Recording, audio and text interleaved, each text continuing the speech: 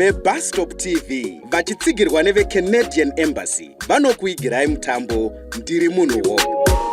Maonero nemafungiro enyaya dzichabuda mumutambo uyu haanei nemaonero nemafungiro eve Canadian Embassy.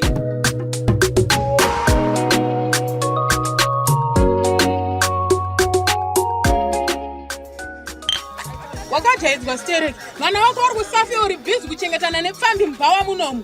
Uchitsengeta maromba ana jetura kwa. Arikundibata ngopedzerana naye. Ora kuti chairira mani mukazuri. Unoda kuzona ngori mandingi ndava ireyo. Ine ndiri mukono ini. Munhukadzi. Kona imi vanhu mese imi mukangomira papo hamusi kuna meya vari kuparadza zvine mukazobata munhu here. Wei babu ewe jetura iwo. Uri kutuma wamwe seiwo uri panapa iwo. Wadii kubata munhu wacho iwewe. Handiti wanga watiza apa uchiona zvese zvichiitika. Manje kana uri sewa jetroka ndibatiwoni. Ibhasikodera kachana neni uri kuzvinzwaka. Ndiwo munhu wandiri kunyatsoda pazvese zviri kuitika izvozvi. Ndiwo uri kufurana namahembe muchinyengerana nekutengera pfambi dzenyu hwawa munomu handiti. Muri kutengerana hwawa kuti mundikunde paukansela handitika. Manje ina haundizive. Haundizive inini ndinonzi madhuve special. Mubvunze mahembe. Mubvunze kuti pategara tese aita semukadzi ndini hani. Ndinokukwapaiza nokuti asikunabatwa musandibate. Madhuweka. Haindaimbozviziva kuti nhasi madhuwe wandifungira chii. Chirega kuramba uchidaro nokuti zvangu zvikazokwidzaka madhuweka. Zvangu zvikakwidzaka. Handina kana wana anokwanisa kundibata. Come on madhuwe man iwe. Dzosera bhotoro rawabata pasi. Come on madhuwe. Dzosera pasi bhotoro rawabata iro man. Imi kana ne kumana muri vanhu vakuru imimi handitika chiredzedei kuda kuti nyadzisa kusvika pakadai handiti budai panze apo munotaurirana mahembe aiwa madhurega kuti ende panze munopedzerana ukuzvingwera wejesu iwe uda kusarirei muno aye wakanini ko panze pacho ndinoenda kunoitei handisi murume kana koma murume wako uye handisi kukwikwidzana pachinzvimbo cheukansela chamuri kunetserana ichi wati hausi chii handiti iwe ndori kushandiswa namahembe kusvikira pakudya mari yeschool fees yevana.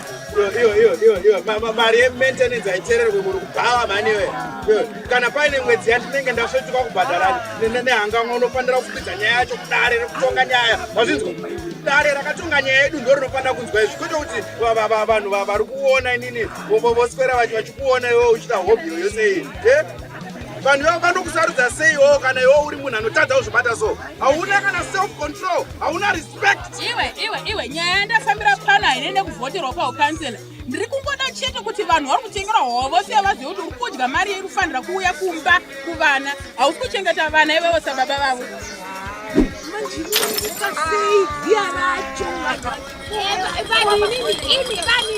Ndikaenda kuti nyadzisa zvakadai manzwa here chirega kuita sekudaidzira uri kure ikoko mhaniwe svika mukani ukakachira mai wako panzao madhuve siyana nezvidhakwa izvi nekuti vanhu havazozive kuti pakati penyu chidhakwa checho nechipapa hande kumba tinotaura nemadzimai ari kuda kunzwa zvinangwa zvako sakanzera vasati vakupa vhoti yavo. Iyeni ndisiye mhani usandibate hapana kwandiri kuzoenda kana mahembe asinondipa mari yeschool fees yevana ndisiye kanai iwe uri mukadzi seni saka chimiro chiri kuparara pano ka ndechedu sevanhukadzi. It looks as if vanhu vese vandinodyidzana navo vapera kundipandukira asi novalileni watengerwa hwawa here wawe namahembe zvavakuita izvi ndizvo here izvozvo wakutange jetro wakatengwa nemari ndiudze neiwe madhuve ingatasvika pano tese wani saka dombo racho ini ndakutengerwa kupi nani rini pacho nei uyo haasi munhu wekutevedzera uyu liliyeno I will make sure kuti hakuna kana munhu umwe chete kunyanya vechikadzi achakanda bhoti yake pamudzimai uyu. Unonyepa iwe dati unonyepa havazi vanhu vese vanotengwa iwe havazi vanhu vese vanotengwa nemari shamwari hanenge haisi kumborova kana nepadiki pese. Jethro ndiyambure wekubudisa madhuve shamwari umwe wedu uyu wachabva kure naye zvaitika izvi zvinoonekwawo muvanhu. Getawe toranai murove pasi kwete zvenyu zvekuswero titadzisa mwadoro redu mushe vanava vahure iyo mdare mahembe iwe chicho wakuramba futi uchitaura isusu takuenda namadhuwe futi Munotadzoke futi ikoko. Handi muri kumunzwa ka. Handi muri kumunzwa. Aiwa ndirengere. Siyai kanewo dwe, siyai. Handi muri kuona zvakuita munhu wenyu ka. Chione zvakuita munhu wenyu. Siyai ndipedzerane naye kuonererwa. Ai. Hapana. Ai, dzapa mani. Patipapi na mai wako. Iwo mai vanoroya. Mai vanoroya. Mai vanokungura.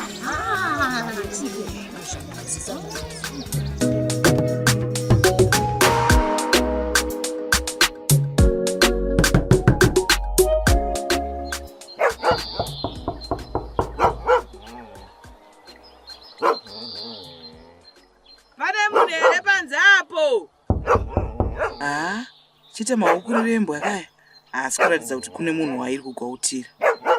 Yesu, inge panze pane munhu nai.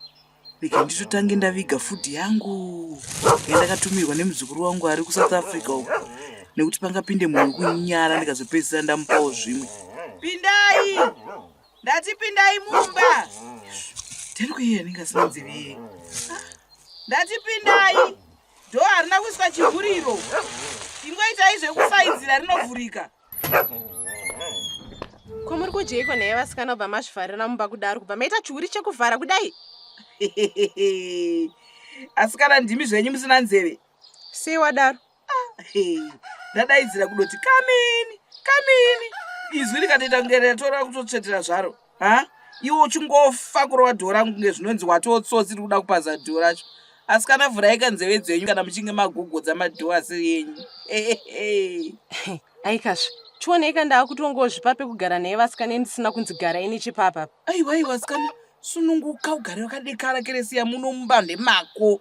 Ndokugadzirira chikafu here asikana. Munoda kundibikira here vasikana? Ndotokugadzikira poto pachota izvozvi. Saka swadza racho rinosevhwa nei? Huku pano nadzinde dzenhamo. Ndinokubatira huku panzapo. Tobatsirana kuiundura kazvedu. Hauku ndokunonzi kunyima chaiko, enda unogona kunyima wena. Kunyimei zvakare munhu wandiri kuda kutobayira huku iri pamazai.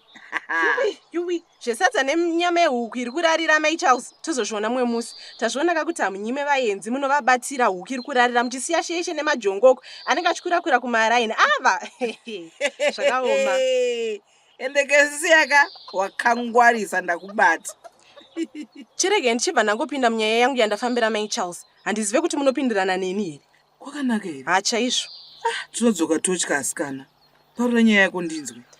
Ndinofunga kuti munhukadzi wese munharaunda uno ari kuzviziva kuti ndini mumwe wevakadzi vashoma ari kutungamira nyaya yekuti madhuve aitwe kansela. Ndiri kunyepa here?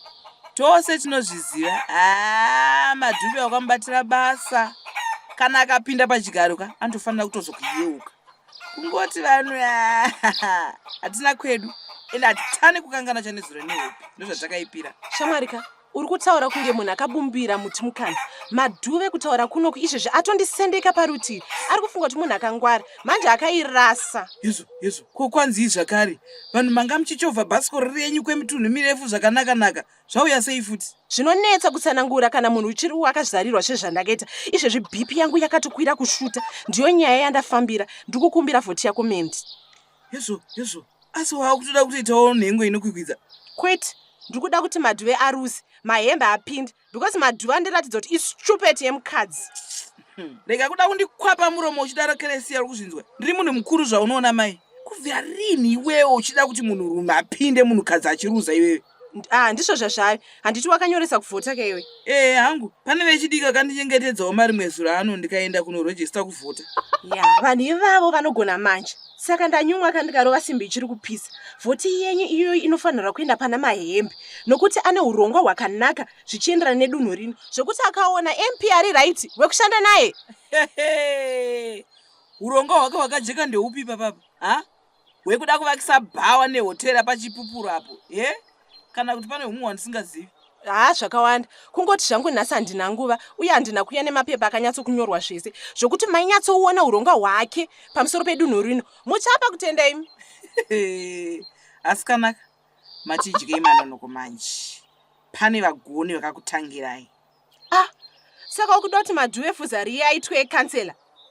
Vasikana. Pachinzvimbo chamahembe? Kwete, asizo. Kwete kuna madhuve ka? Wongu. ya ndiwe mugono webasa manje kana wati madhuve kwete, asi mahembe yes. Ini zvandichaitaka ndichataura namahembe agokupa mbasera dzakawanda, uye nhasi wandifadza vasikana zvekuti dai ndiri shiri ndaienda kuguva rababa vangu ndigonopembera ndiri pamusoro peguva ravo. Izvo ukumbofarira chiko naiwe? Mahembe handitomboda kana kumuona zvangu. Handina vhoti yekutambisa ndichivhotera mahembe, kundinzwa? Saka madhuve wamude, mahembe wamude futi? Yes. Saka una munhu waunoda zvichireva kuti hausi kuvhota kaiwe? Buda kapachena usanditambisire nguva yangu. Takawirirana isusu nevanhu vakauya pano kuti pazvigaro zvakawanda panofanira kupinda vakadzi nevechidiki sezvawaimbotaura paya uchiri kuzviziva. Saka tiri kuda kuti pakukwidzana nevechidiki voga voga apa. Saka unowawanepi? Ndoya ndokupa mhinduro yako, rega ndione kuti ndiani ari svika panze apa imba yekukura. Alright, zvakanaka.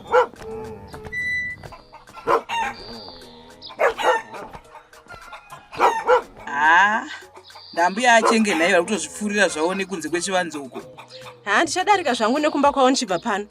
Ndiri kubvunza akamubvunzwa nandichikubvunza kuti vanhu vechidiki vaive munharaunda uno unovawana kupi? Hausati wandipindura. Jethro naLillian ndivo vanofanira kukwidzana chete, kwete zvana mahembe nana madhube zvenyu zvamuri kutaura. Chigere hedu kutaura navo asi toziva kuti vachabvuma chete. Manje zvamada kuita kaizvo uku ndoo kunonzi kumamira mutsime chaiko. Zvinoita.